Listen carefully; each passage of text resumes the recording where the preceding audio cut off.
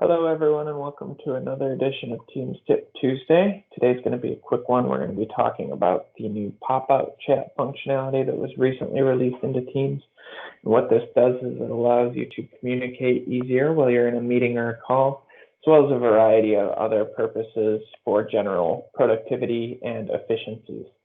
Now, there's two main ways to access this functionality, and we're going to get into them right now. So if you navigate to your chat section in Teams and you hover over a chat, you'll see the pop-out chat icon, as well as from the chat itself, you'll see the pop-out chat icon. They both do the same thing, and they simply pop out the chat into its own window.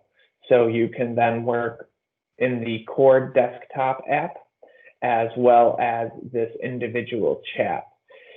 So within this individual chat, what you can do is you have the ability to add people.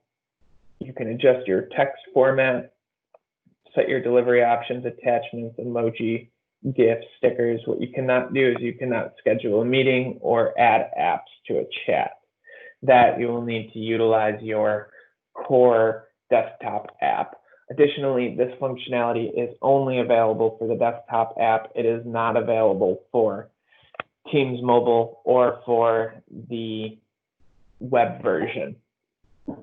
And that's really it for our tip today.